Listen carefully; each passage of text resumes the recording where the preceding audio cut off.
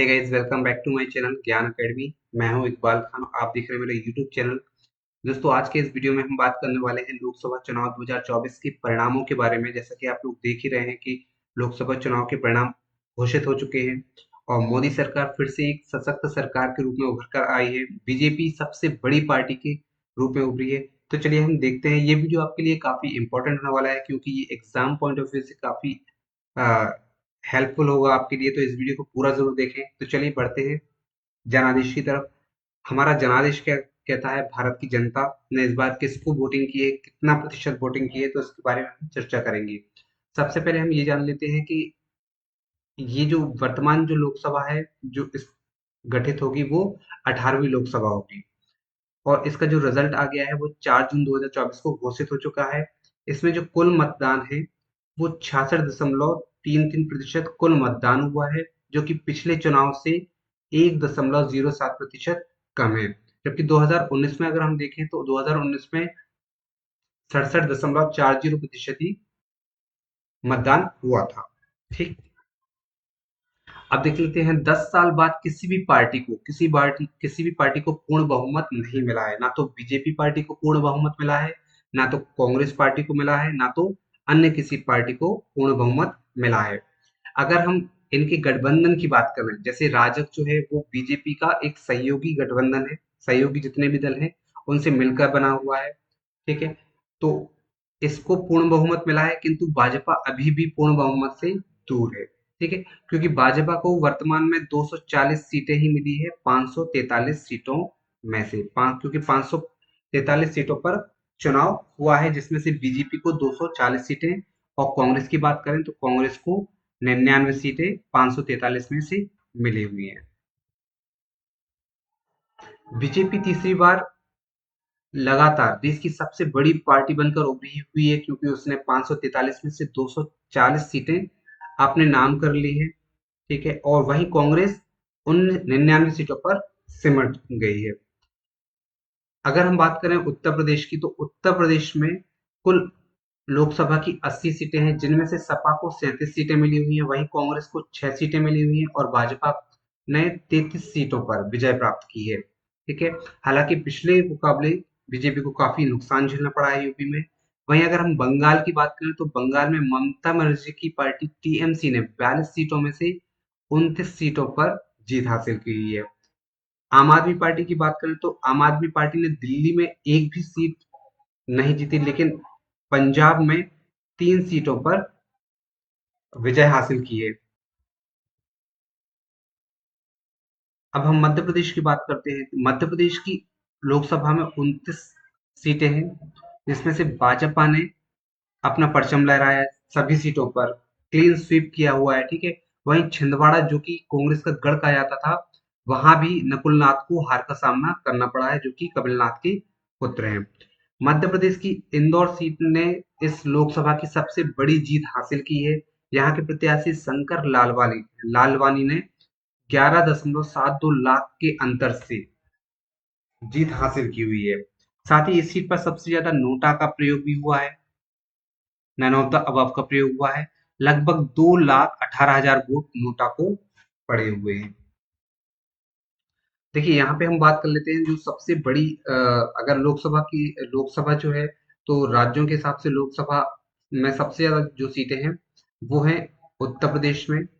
ठीक है। उत्तर प्रदेश में 80 सीटें हैं। इसके बाद बात करें तो महाराष्ट्र में 48 सीटें हैं। ठीक है। इसके बाद बात करते हैं हम, तो 42 सीटें जो हैं वो पश्चिम बंगाल में है। पश्चिम बंगाल में। ठीक है। और इसके बाद हम बात करें तो बिहार में 40 सीटें हैं।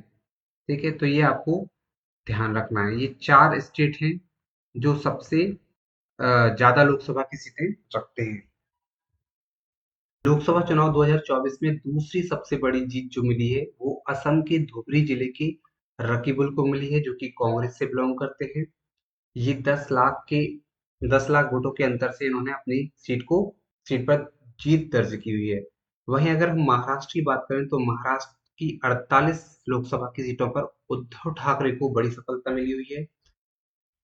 इन्हें 9 सीटों पर, एनसीपी को 8 सीटों पर, विजय मिली हुई है। वहीं कांग्रेस को 13 सीटें मिली हुई है, बीजेपी को 9 सीटें मिली हुई हैं। शिवसेना की बात करें तो इन्हें 7 सीटें मिली हुई हैं, जो कि राज ठाकरे की है। राष्ट्रवादी कांग्रेस पार्टी को 1 सीट मिली हुई है तथा शेष अन्य को मिली हुई है। वहीं अगर हम हैदराबाद की बात करें तो हैदराबाद की सीट पर एआईएमआईएम के असदुद्दीन ओवैसी अपनी सीट पर कायम है। अब हम क्लीन स्वीप की बात करते हैं। बीजेपी को 4 जगह, एक केंद्र शासित प्रदेश और 3 राज्यों में क्लीन स्वीप मिली हुई है। दिल्ली की 7 सीटों पर बीजेपी ने अपना कब्जा किया हुआ है, मध्य प्रदेश की 29 सीटों पर, हिमाचल प्रदेश की 4 सीटों पर और उत्तराखंड की 5 सीटों पर बीजेपी ने क्लीन स्वीप किया है। वहीं भाजपा की अगर बात करें तो काफी नुकसान भाजपा को अयोध्या सीट में हुआ है, अयोध्या सीट से हारना पड़ा है। भाजपा ने इस चुनाव में 2019 के मुकाबले 63 सीटें गंवाई हैं, क्योंकि 2019 में बीजेपी को 303 सीटें मिली हुई थी। वहीं 2024 में 240 सीटों से संतुष्ट होना पड़ा है। अगर हम 2014 की बात करें तो 2014 में बीजेपी को 282 सीटें मिली हुई थी। तो अगर हम इनका अंतर देखेंगे तो 63 सीटें आ जाएगा। वहीं अगर हम कांग्रेस की बात करें तो कांग्रेस को 47 सीटों पर बढ़त मिली हुई है, क्योंकि 2019 में कांग्रेस को मात्र 52 सीटें मिली हुई थी। वहीं 2024 में ये बढ़कर 99 हो गई। ठीक है। तो और अगर हम 2018 2014 की बात करें तो 47 सीटें मिली हुई थी। तो इस प्रकार से अगर हम इनका अंतर देखेंगे तो 47 सीटों पर इसे बढ़त मिल गई है। अब हम देख लेते हैं 4 सीटों पर विधानसभा चुनाव भी हुए थे 2024 में, तो इनके बारे में हम चर्चा कर लेते हैं। देखिए 4 जगह पर विधानसभा चुनाव हुए हैं। कहाँ-कहाँ पर हुए? ये आंध्र प्रदेश में, उड़ीसा में और अरुणाचल प्रदेश और सिक्किम में। इन 4 जगहों पर विधानसभा चुनाव भी हुए हैं 2024 में, लोकसभा चुनाव के साथ-साथ, जिनका परिणाम देख लेते हैं। आंध्र प्रदेश में कुल 175 सीटों में से 135 सीटें तेलुगु देशम पार्टी को मिली हुई है। जनसेना को 21 सीटों पर विजय मिली हुई है। युवजन श्रमिक रायतू कांग्रेस को 11 सीटें ही मिल पाई हैं, जो कि 140 सीटों का इन्हें काफी नुकसान हुआ है, जो वर्तमान में सरकार में थी, किंतु अब इनकी सरकार तेलुगु देशम पार्टी की सरकार बनना तय हो गया है। वहीं भारतीय जनता पार्टी की बात करें तो इन्हें सिर्फ 8 सीटें मिली हुई हैं। अब हम बात करते हैं सिक्किम की। सिक्किम में 32 विधानसभा सीटें हैं, जिसमें से 31 सीटों पर क्रांतिकारी मोर्चा, सिक्किम क्रांतिकारी मोर्चा ने अपने नाम कर ली हुई है। इनकी सरकार बनना तय हो गया है, क्योंकि बहुमत के लिए सिर्फ 17 सीटें ही चाहिए थी। वहीं अगर हम सिक्किम डेमोक्रेटिक फ्रंट की बात करें तो इन्हें सिर्फ 1 सीट मिली हुई है, इन्हें 14 सीटें अपनी गंवाना पड़ी है। हम अरुणाचल प्रदेश की बात करें तो अरुणाचल प्रदेश में 60 विधानसभा की सीटें हैं, जिसमें से 46 सीटें भाजपा ने जीती हैं, वहीं 1 सीट कांग्रेस के हाथ में आई है, शेष अन्य की झोली में गई है। अब हम उड़ीसा सीट की बात कर लेते हैं। उड़ीसा विधानसभा चुनाव में 147 सीटें थी, जिसमें से 78 सीटें बीजेपी को मिली है। इन्हें यहाँ पर 55 सीटों पर बढ़त मिली हुई है। ठीक है। वहीं बीजू जनता दल, जो कि काफी समय से उड़ीसा में सरकार बनाए हुए थे, इन्हें सिर्फ 51 सीटें मिली हुई हैं, इन्हें 62 सीटों का नुकसान हुआ है। वहीं इंडियन नेशनल कांग्रेस को 14 सीटें ही मिली हुई हैं और अन्य को 4 सीटें। 2000 लोकसभा 2024 के चुनाव में प्रधानमंत्री मोदी जी की वाराणसी से तीसरी बार जीत थी और इन्हें 1,52,513 वोटों के अंतर से इन्होंने ये सीट जीती हुई है। वहीं अगर राहुल गांधी की बात करें तो राहुल गांधी ने 2 सीटों पर वायनाड और रायबरेली, वायनाड जो है वो केरल की सीट है और रायबरेली जो है वो यूपी की सीट है। और रायबरेली की सीट पर 3,90,030 के अंतर से इन्होंने जीत दर्ज की है। अमेठी की अगर हम बात करें तो अमेठी जो है, अमेठी में केंद्रीय मंत्री स्मृति ईरानी को हार का सामना करना पड़ा है। यहाँ पर किशोरी लाल कांग्रेस के हैं, जो इन्होंने जीत दर्ज की है। अगर हम लोकसभा चुनाव की बात करें 2024 में भाजपा को 36.56% वोट मिले हुए हैं। वहीं अगर हम कांग्रेस की बात करें तो कांग्रेस को 2024 में 21.9% वोट मिले हुए हैं। अगर हम 2019 की बात करें तो 2019 में बीजेपी को 37.7% वोट मिले हुए थे। तो देख लेते हैं अंतर जो है वो साफ दिख रहा है। थोड़ा सा अंतर कम हो गया। वहीं कांग्रेस की बात करें तो कांग्रेस का जो वोट प्रतिशत है वो 2019 का था 19.67, तो ये थोड़ा सा बढ़ गया है। तो इस अंतर को भी आप ध्यान रखें। एनडीए गठबंधन की, अलायंस की, ठीक है। इसका जो फुल फॉर्म होता है वो होता है नेशनल डेमोक्रेटिक अलायंस या राष्ट्रीय जनतांत्रिक गठबंधन। इसे हम राजग भी कहते हैं हिंदी में, ठीक है। ये बीजेपी और बीजेपी की जो सहयोगी पार्टी है उनका गठबंधन है, ठीक है। इसका नेतृत्व जो है वो भारतीय जनता पार्टी करती है। इसका जो गठन हुआ था मई 1998 में हुआ था। अब हम बात कर लेते हैं इंडिया गठबंधन की। इंडिया गठबंधन का जो फुल फॉर्म है वो है Indian national development inclusive alliance, भारतीय राष्ट्रीय विकासशील समावेशी गठबंधन। यह भारत की सबसे बड़ी विपक्षी पार्टी भारतीय राष्ट्रीय कांग्रेस के नेतृत्व में भारत में 26 राजनीतिक दलों का एक बड़ा बहुदलीय राजनीतिक गठबंधन है। यह गठबंधन आमतौर पर इंडिया गठबंधन के नाम से जाना जाएगा, और ये जो गठबंधन बना है वो बीजेपी और बीजेपी पार्टी की विरोधी जो कांग्रेस की जो विरोधी पार्टी है उनके उन्हें चुनाव में हराने के लिए बना हुआ है, ठीक है। भारतीय राष्ट्रीय विकासशील समावेशी गठबंधन मीन्स इंडिया अलायंस का जो गठन हुआ है वो 17 से 18 जुलाई 2023 को हुआ है। ये आपको ध्यान रखना है। लोकसभा चुनाव या आम चुनाव आम सभा चुनाव की घोषणा कब हुई इसके बारे में बात कर लेते हैं। देखिए, इसमें जो लोकसभा चुनाव जो हुए ये 7 चरणों में हुए थे। इसकी शुरुआत 19 अप्रैल से हुई थी 7 चरणों में, ठीक है। परिणामों की घोषणा जो है वो 4 जून 2024 को की गई। पहले चरण में पहला चरण जो हुआ था वो 19 अप्रैल को हुआ था, और इस चरण में 21 राज्य और केंद्र शासित प्रदेशों की 102 सीटों पर वोटिंग हुई। दूसरे चरण में 13 राज्यों की 89 सीटों पर वोटिंग हुई। तीसरे चरण में 12 राज्यों की 94 सीटों पर वोटिंग हुई। चौथे चरण में 10 राज्यों की 96 सीटों पर वोटिंग हुई। पांचवें चरण में 8 राज्यों की 49 सीटों पर। छठवें चरण में 7 राज्यों की 57 सीटों पर, और सातवें चरण में 8 राज्यों की 57 सीटों पर वोटिंग हुई। देखिए, तारीख देख लेते हैं किस किस डेट को कौन कौन से चरण हुए। तो पहला चरण 19 अप्रैल को हुआ। दूसरा चरण 26 अप्रैल को। तीसरा चरण 7 मई को वोटिंग हुई। चौथे चरण की वोटिंग 13 मई को हुई। पांचवें चरण की वोटिंग 20 मई को हुई। छठवें चरण की वोटिंग 25 मई को हुई। सातवें चरण की वोटिंग 1 जून की हुई।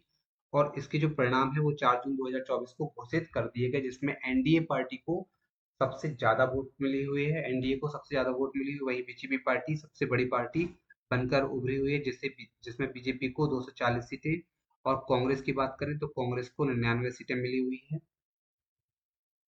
अब हम बात कर लेते हैं संसद की। संसद क्या है? संसद एक कानून बनाने की एक प्रणाली होती है, और संसद जो है दो सदनों से मिलकर बना होता है। पहला सदन होता है लोकसभा और दूसरा सदन होता है राज्यसभा। अगर हम इसकी बात करें तो भारतीय संविधान के आर्टिकल 79 में इसका वर्णन है, ठीक है। लोकसभा जो होता है वो निम्न सदन होता है, वही राज्यसभा जो है उच्च सदन होता है, ठीक है। तो अगर हम यहाँ पे देखिए, संविधान में व्यवस्था है कि सदन की अधिकतम संख्या, यहाँ पे लोकसभा कर लीजिए, लोकसभा की जो अधिकतम संख्या है वो 552 होती है। हाल ही में एक संशोधन द्वारा 104वें संविधान संशोधन द्वारा 104वें संविधान संशोधन अधिनियम 2019 के द्वारा दो सीटों को हटा दिया गया। इसका जो विवरण था वो आर्टिकल 331 में था। इनका जो मनोनयन होता था वो किसके द्वारा होता था? राष्ट्रपति के द्वारा होता था, ठीक है। इन दोनों सीटों को हटा दिया गया है। अब वहीं पे अब देखें तो 550 सीटें हैं जो लोकसभा की अधिकतम सीटें रह जाएंगी। यहाँ पे लिखा हुआ है 530 सदस्य, जो 530 सदस्य जो हैं इनमें से वो राज्यों का प्रतिनिधित्व करेंगे। वहीं पे 20 सदस्य जो हैं वो केंद्र शासित प्रदेशों का प्रतिनिधित्व करेंगे। वर्तमान की अगर हम बात करें तो वर्तमान में ये सदस्य संख्या 543 हो गई है, क्योंकि ये परिसंघ आयोग डिसाइड करता है, ठीक है, कि कितनी सीटों पर चुनाव होना है। तो 543 सीटों पर चुनाव होगा, जिसमें से 524 सदस्य जो होंगे वो राज्यों का प्रतिनिधित्व करेंगे, और 19 जो होंगे वो केंद्र शासित प्रदेशों का प्रतिनिधित्व प्रतिनिधित्व करेंगे, ठीक है। अगर हम इसमें बात करें तो देखिए, जम्मू कश्मीर की बात करें तो जम्मू कश्मीर में 5 सीटें रह जाती हैं, ठीक है। वहीं पे अगर दादर नागर हवेली की बात करें तो यहाँ पर 2 हो जाती हैं। बाकी केंद्र शासित प्रदेशों में एक एक हो जाती है। और वहीं पे हम दिल्ली की बात करें तो दिल्ली में 7 लोकसभा की सीटें हैं। ये आपको ध्यान रखना है। अब देखिए बात कर लेते हैं नई संसद में जो बैठक, नई संसद की बात कर लेते हैं। नई संसद में लोकसभा के लिए बैठने की जो क्षमता है वो 888 है। यहाँ पर हम आरक्षण की बात कर लेते हैं। ठीक है, लोकसभा की सीटों में जो आरक्षण है वो 131 सीटों पर, 131 सीटें आरक्षित हैं 543 सीटों में से। तो इसका जो प्रतिशत हो जाएगा वो 24.03% हो जाएगा, क्योंकि एससी को इसमें एससी की 84 सीटें आरक्षित हुई हैं, वहीं पे एसटी के लिए 47 सीटें आरक्षित की गई हैं। ठीक है, और सदन के लिए कोरम की बात कर लेते हैं। ये कोरम जो होता है वो कुल सदस्य संख्या का 10% होता है। अगर हम एग्जाम्पल से समझते हैं तो सपोज दैट कि 543 लोकसभा की सीटें हैं। अगर हमें कोरम की आवश्यकता है तो कोरम जो होगा वो इसका 10% होगा, और इसका जो 10% होगा वो 54.3% होगा। सॉरी, 54.3 होगा।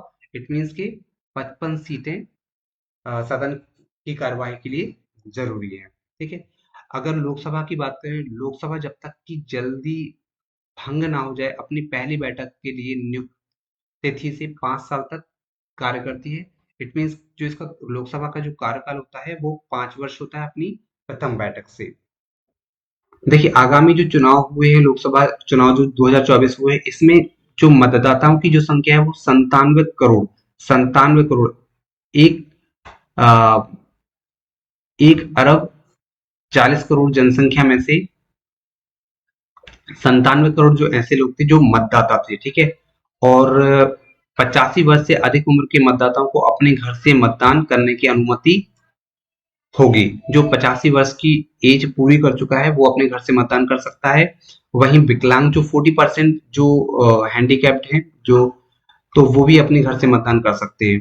ठीक है, लोकसभा का जो कार्यकाल है वो 16 जून 2024 को समाप्त हो जाना है। ठीक है, साथ ही 4 राज्यों की विधानसभाओं का जो कार्यकाल है वो भी जून में खत्म होने जा रहा है।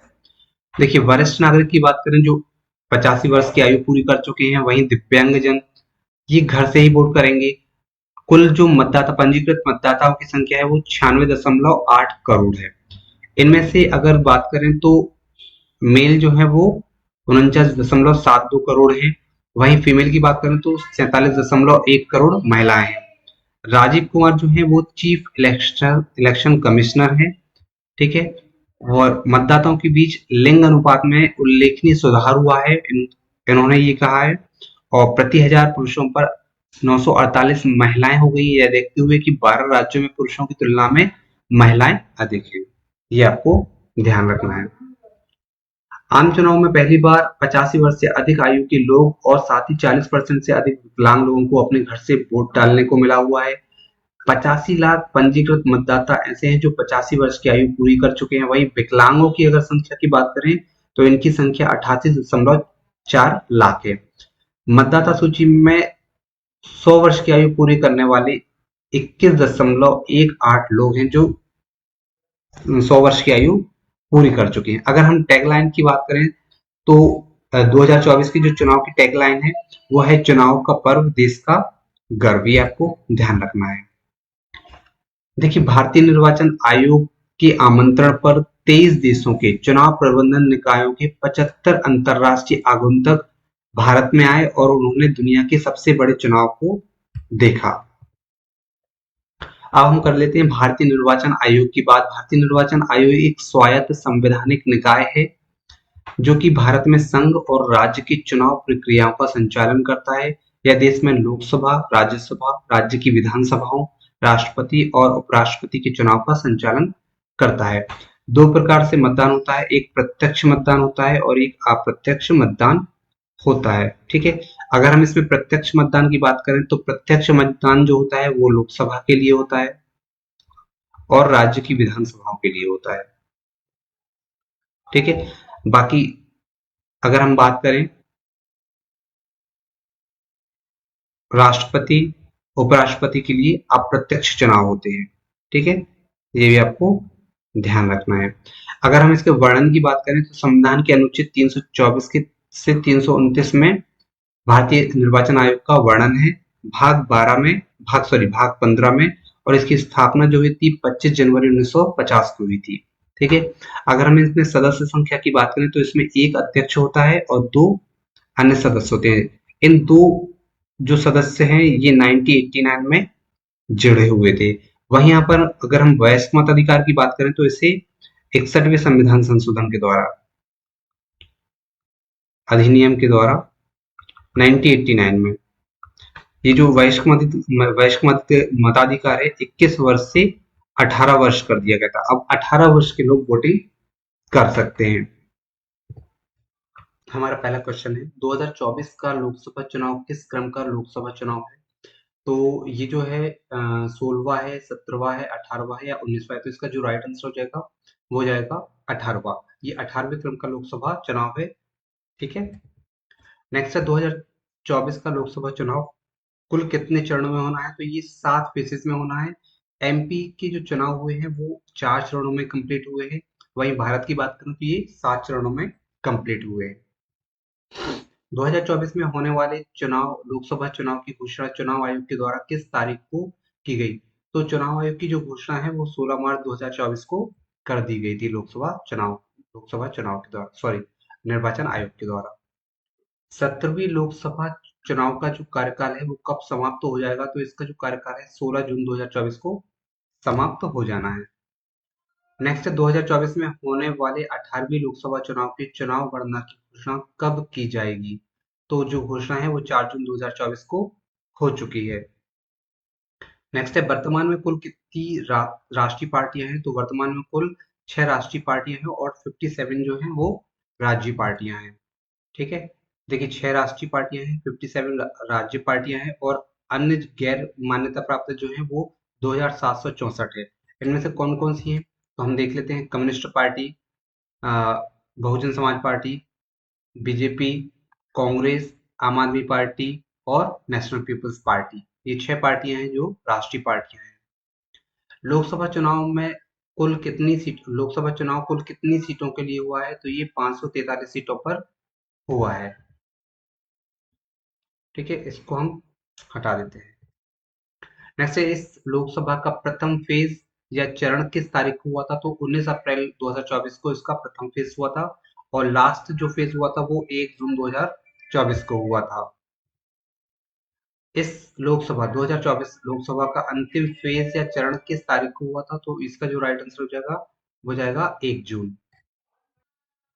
2024 में होने वाले लोकसभा चुनाव के साथ कितने राज्यों की विधानसभा के चुनाव की तारीखें भी जारी कर दी गई? तो 4 राज्यों की विधानसभाओं की चुनाव की तारीखें जो है इसके साथ में जारी कर दी गई। ये 4 राज्य हैं आंध्र प्रदेश, उड़ीसा, अरुणाचल प्रदेश और सिक्किम। इनका रिजल्ट भी घोषित कर दिया है जो हम पहले डिस्कस कर चुके हैं।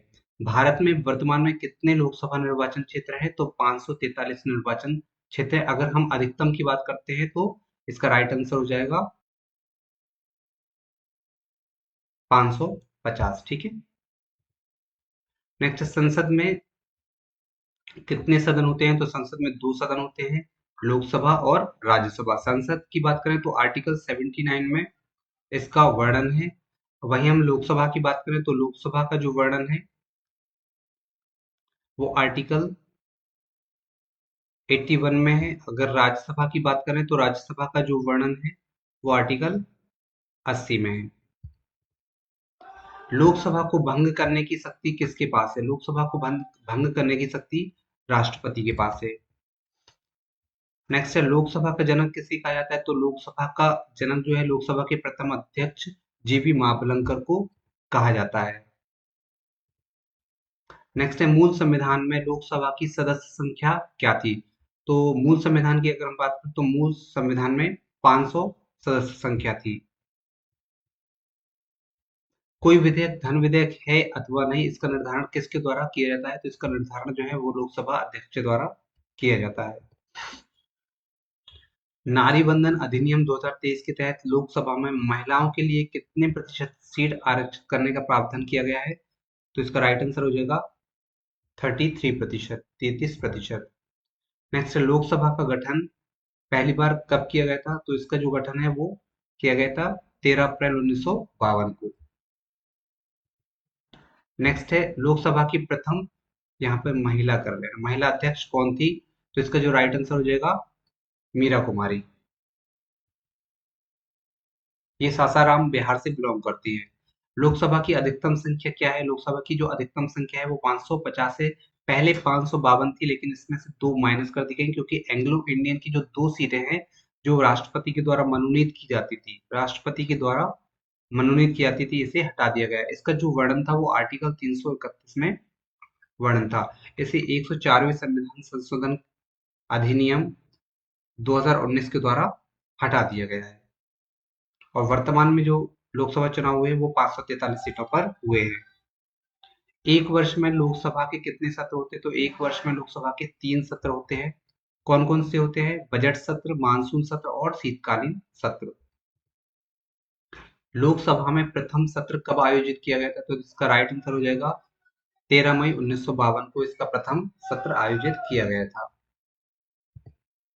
नेक्स्ट है, भारत में लोकसभा के प्रथम चुनाव में कितने राष्ट्रीय दलों ने भाग लिया था? तो इसका राइट आंसर हो जाएगा 14 दलों ने। नेक्स्ट है, लोकसभा चुनाव लड़ने के लिए न्यूनतम आयु क्या होनी चाहिए? लोकसभा चुनाव लड़ने के लिए न्यूनतम आयु क्या होनी चाहिए? तो इसका जो राइट आंसर हो जाएगा, लोकसभा चुनाव लड़ने के लिए 25 वर्ष की न्यूनतम आयु होना चाहिए। वहीं राज्यसभा का सदस्य बनने के लिए या उपराष्ट्रपति बनने के लिए न्यूनतम आयु जो होना चाहिए वो 30 वर्ष होनी चाहिए। और राष्ट्रपति बनने के लिए न्यूनतम आयु 35 वर्ष होनी चाहिए। राज्यपाल बनने के लिए भी 35 वर्ष होनी चाहिए। स्थानीय स्थानीय स्थानीय निकायों के लिए 21 वर्ष की आयु होना चाहिए। और वयस्क मताधिकार के लिए 18 वर्ष की आयु होना चाहिए। अगर हम वयस्क मताधिकार की बात करें तो ये 61वें संविधान संशोधन अधिनियम 1989 के द्वारा जो वयस्क मताधिकार है वो 21 वर्ष से 18 वर्ष कर दिया गया। ये आपको ध्यान रखना है राजीव गांधी सरकार में। नेक्स्ट है, भारत के वर्तमान मुख्य चुनाव आयुक्त कौन है? तो इसका राइट आंसर हो जाएगा राजीव कुमार मुख्य चुनाव आयुक्त है। जबकि जो अन्य निर्वाचन आयुक्त हैं वो सुखबीर सिंह संधू और ज्ञानेश कुमार हैं। इनका जो कार्यकाल है वो 6 वर्ष या 65 वर्ष की आयु, इनमें से जो भी पहले हो जाए वो होता है। लोकसभा का अध्यक्ष अपना त्यागपत्र किसे देता है? तो लोकसभा का जो अध्यक्ष है वो लोकसभा के उपाध्यक्ष को अपना त्यागपत्र सौंपता है। नेक्स्ट है, लोकसभा के प्रथम उपाध्यक्ष कौन थे? तो लोकसभा के प्रथम उपाध्यक्ष अनंत सैनम अयंगर थे। जबकि प्रथम अध्यक्ष थे वो थे जीवी मावलंकर। लोकसभा के गठन से संबंधित अनुच्छेद कौन सा है? तो लोकसभा जो है आर्टिकल 81 में वर्णित है। भारत में आचार संहिता किसके द्वारा लागू की जाती है? तो भारत में आचार संहिता भारतीय निर्वाचन आयोग द्वारा लागू की जाती है। नेक्स्ट है, भारत की संसद किससे मिलकर बनती है? तो भारत की संसद जो है वो लोकसभा, राज्यसभा और राष्ट्रपति से मिलकर बनती है। राष्ट्रपति जो है संसद का अभिन्न अंग होता है क्योंकि इसके बिना हस्ताक्षर के कोई भी जो कानून है विधेयक का रूप धारण धारण नहीं कर सकता, कोई भी विधेयक कानून का रूप धारण नहीं कर सकता है। नेक्स्ट है, लोकसभा में आम बजट किसके द्वारा प्रस्तुत किया जाता है? तो लोकसभा में जो आम बजट है वो वित्त मंत्री के द्वारा राष्ट्रपति के कहने पर प्रस्तुत किया जाता है। नेक्स्ट, लोकसभा का प्रथम घंटा क्या कहलाता है? तो प्रथम घंटा जो है प्रश्नकाल कहलाता है, जो कि 11 बजे से 12 बजे का होता था, किंतु वर्तमान में ये 12 बजे से 1 बजे का होता है।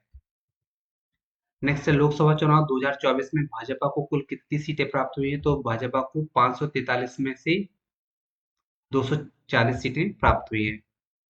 नेक्स्ट है, लोकसभा चुनाव 2024 में कांग्रेस को कुल कितनी सीटें प्राप्त हुई हैं? तो कांग्रेस को 99 सीटें 543 सीटों में से मिली हुई है। नेक्स्ट, सरकार बनाने के लिए किस पार्टी को कितनी सीटों की आवश्यकता होती है? तो इसका जो राइट आंसर हो जाएगा